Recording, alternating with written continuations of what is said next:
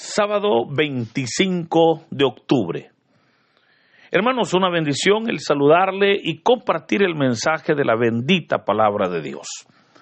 El evangelio para hoy está tomado de San Lucas, capítulo 13, versículos del 1 al 9. Doy lectura a la palabra de Dios en el nombre del Padre, del Hijo y del Espíritu Santo. Amén. En aquel tiempo, algunos hombres fueron a ver a Jesús y le contaron que Pilato había mandado matar a unos galileos mientras estaban ofreciendo sus sacrificios. Jesús les hizo este comentario: ¿piensan ustedes que aquellos galileos, porque les sucedió esto, eran más pecadores que todos los demás galileos? Ciertamente que no. Y si ustedes no se convierten, perecerán de manera semejante. Y aquellos 18 que murieron aplastados por la torre de Siloé, ¿piensan acaso que eran más culpables que todos los demás habitantes de Jerusalén? Ciertamente que no. Y si ustedes no se arrepienten, perecerán de manera semejante. Entonces les dijo esta parábola: un hombre tenía una higuera plantada en su viñedo. Fue a buscar higos y no los encontró. Dijo entonces al viñador: mira, durante 3 años seguidos he venido a buscar higos en esta higuera y no los he encontrado. Córtala. ¿Para qué ocupa la tierra inútilmente? El viñador le contestó: Señor, déjala todavía este año. Voy a aflojar la tierra alrededor y a echarle abono para ver si da fruto. Si no, el año que viene la cortaré. Hermanos, esta es palabra del Señor. Gloria y honor a ti, Señor Jesús. Continuamos con la lectura y meditación del Evangelio de San Lucas. Y hoy llegamos ya al capítulo 13, donde hemos leído los primeros versículos de este capítulo, donde se nos presenta un diálogo que establece el Señor Jesús con algunos hombres que le llevan una noticia. No se nos dice quiénes eran, solamente se nos dice que algunos hombres fueron a ver a Jesús, y al encontrarlo, le contaron que Poncio Pilato había mandado matar a unos galileos mientras estaban ofreciendo sus sacrificios. La palabra de Dios no nos ofrece mayor información sobre este hecho, pero de acuerdo a un historiador de la época llamado Flavio Josefo, quien escribió 2 libros muy buenos, él recoge la historia de muchos acontecimientos del pueblo de Israel. Yo puedo animarle a que si usted puede leer esos libros, pues son de muy buena ayuda. Esos 2 libros son el libro Antigüedades Judías y el otro libro que se llama Guerra de los Judíos. Estos 2 libros, que son de Flavio Josefo, narran los relatos que se dieron en tiempos de Jesús. Ahora, el primer libro nos dice que estos hombres que estaban ofreciendo su sacrificio en el templo se habían sublevado contra el imperio romano. Y mientras ellos ofrecían sacrificios, Poncio Pilato aprovechó para ordenar su asesinato y su sangre se mezcló con la sangre del sacrificio. O sea, fue algo pues horrendo que se dio, ¿verdad?, en lo que era el atrio del templo. Insisto, ante esto pues la Biblia no nos da mayor información, pero sí la historia. Ahora, alguien podrá decir, bueno, pero ¿y por qué la Biblia no lo dice? Y obviamente lo menciona, ¿verdad? Porque lo está diciendo acá, pues este es el lugar donde ahora se nos está presentando. No nos da mayor información porque no es el objetivo ese. Ahora, lo menciona Y esto, en lugar de desacreditar la palabra de Dios, la enriquece, fíjese. Pues podemos ver cómo la teología, que es la ciencia que estudia los acontecimientos de Dios, obviamente se auxilia de otras ciencias como por ejemplo la historia. Y esta, o sea, la historia viene a darle más valor a la palabra de Dios. O sea, esto no viene a restarle méritos, sino al contrario. Cuando la Biblia menciona, ¿verdad? Por ejemplo, acá, cuando se nos dice que unos hombres estaban presentando sus sacrificios y llegó Poncio Pilato con sus soldados y los mató. Esos relatos, hermanos, que insisto, la Biblia no los va a testimoniar bien, pero sí la historia. Esto entonces es una clave para poder entender que la Biblia obviamente tiene su arraigo también histórico, ¿verdad? Ahora, se nos dice que al oír esto Jesús les dijo, ¿piensan ustedes que aquellos galileos, porque les sucedió eso, eran más pecadores que todos los demás galileos? Hermanos, esto lo dijo Jesús porque existía una creencia que las calamidades, los problemas, las enfermedades, las dificultades, todas eran consecuencia del pecado que las personas cometían. Y que por ser pecadores, obviamente les sucedía eso. Recordemos, sino aquella pregunta que los discípulos le hicieron al Señor cuando vieron a un hombre ciego, ¿verdad? Y le dijeron, maestro, ¿quién pecó para que éste naciera ciego? O sea, ellos asumían que ahí ese hombre estaba ciego por consecuencia de un pecado, pero la pregunta era, ¿quién pecó? ¿Pecó la mamá, pecó el papá o pecó él, el hombre? Y es hermoso, ya conocemos la respuesta, ¿verdad? Cuando el Señor les va a decir y les va a explicar que no pecó ni él ni sus padres, sino que había nacido así, para que la gloria de Dios se manifestara en él. Pero vea, o sea, estamos hablando de una respuesta del Señor en otra línea de enseñanza. Pero, hermanos, si usted observa, esta es la idea aún hoy en día, fíjese, de muchas personas. Porque cuando ven a alguien sufrir, dicen, por algo Dios lo tiene así. Algo está pagando. O Dios sabe las fieras que amarra, etcétera, etcétera. Y aunque debo recordarle que todo pecado trae sus consecuencias, hermanos, no es la mano de Dios la que nos envía ese problema como castigo. Y por esa razón es que el Señor Jesús les dijo, ciertamente que no.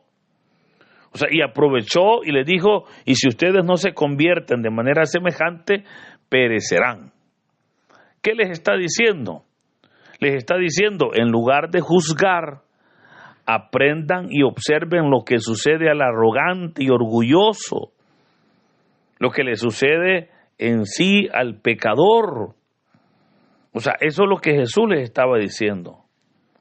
Y por eso es que les va a poner un segundo ejemplo, o un primer ejemplo, porque obviamente el Señor pues no ha respondido acá totalmente. Y les dicen, Señor, y aquellos 18 hombres que murieron aplastados por la torre de Siloé, ¿piensan acaso que eran más culpables que todos los demás habitantes de Jerusalén? Y les aclara, ciertamente que no. Y de igual manera, fíjese, sobre este hecho, según Flavio Josefo, era una torre que estaba unida a la muralla de la ciudad de Jerusalén, cerca del estanque de Siloé, la cual se derrumbó por el agrietamiento y la acción del tiempo. Este hecho era muy conocido por los contemporáneos del Señor, ¿verdad? De hecho, los fariseos y maestros de la ley concluyeron que las 18 víctimas habían sido objetos de un juicio divino por su vida pecaminosa. De hecho, fue en 1914, el siglo pasado, que unos arqueólogos descubrieron los cimientos de una torre que fue obviamente la torre de Siloé. Pero Jesús les dijo, y si ustedes no se arrepienten, perecerán de manera semejante. Y rechazó aquella enseñanza de los maestros de la ley. Pero hermano, aquí entonces alguien dirá, bueno, pero ¿y si no fue juicio de Dios, qué fue? O sea, ¿por qué es que esa torre se cayó y les cayó encima a 18 hombres y se murieron? Entonces, eso tuvo que haber sido Dios. Y por esa, y hoy le puedo decir, o sea, de hecho no fue Dios. A este tipo de situaciones o a este tipo de sucesos es lo que se conoce como caso fortuito. Un caso fortuito, hermanos, es un hecho que sucede sin ser previsible, pero de haberse podido evitar, se habría evitado. Pero notemos cómo aquí hay una idea que se está dando y es sobre si Dios castiga. Para muchas personas, todo lo malo que les sucede es castigo de Dios. Y surge entonces una pregunta, ¿verdad? ¿En realidad Dios castiga? ¿Qué cree usted, hermano? Porque, mire, nosotros en nuestra sociedad, desde que estamos pequeñitos, ¿verdad? Escuchamos frases como cuando se nos dice, no haga eso para que Dios no lo castigue. No haga eso porque el Señor castiga. ¿Cuántas personas, cuántas madres de familia le dicen a los niños, ¿verdad? Les meten miedo y le dice, Dios te va a castigar por eso. Y aquí es donde surge entonces la pregunta, ¿Dios castiga? Y hermano, puedo responderle que por supuesto que no. Dios no es un Dios castigador. Lo que sucede, bueno, en realidad son dos cosas, ¿verdad? Número uno, el trato que Dios tiene con sus siervos. O sea, cuando Dios nos toma como sus hijos, obviamente, hermano, cuando Dios nos toma como sus hijos es porque nosotros venimos del mundo, ¿verdad? Venimos de andar en el pecado, de andar en libertinaje, haciendo de todo. ¿Qué hábitos cree que tiene esa persona? Los peores. ¿Qué es lo primero que el Señor hace cuando nos toma como sus hijos? Disciplinarnos. Comienza el Señor a disciplinarnos. ¿Por qué? Porque las cosas que antes hacíamos hoy ya no se pueden hacer, ya no se deben hacer. Entonces el Señor lo primero que hace es disciplinarnos. ¿Pero por qué nos disciplina? Porque somos sus hijos. Y por eso muchas veces esa prueba va a ser dura. Pero recuerde, la prueba no busca dañarle. La prueba busca fortalecernos en la fe. Ahora, el otro punto, porque dijimos, el primero es el trato que Dios tiene con sus siervos. O sea, el trato que Dios tiene con sus hijos. Y el segundo punto es el trato que Dios tiene con aquellos que no creen en Él. El trato que Dios tiene con el incrédulo. ¿Y qué sucede con el incrédulo? Bueno, simplemente como es un incrédulo, como es una persona que anda en el pecado, que anda en su vida loca, que anda en el libertinaje, etcétera, etcétera, esa persona en quien menos está es en Dios. A quien menos quiere en su vida es a Dios, ¿verdad? ¿Qué hace Dios? No, ahí lo deja.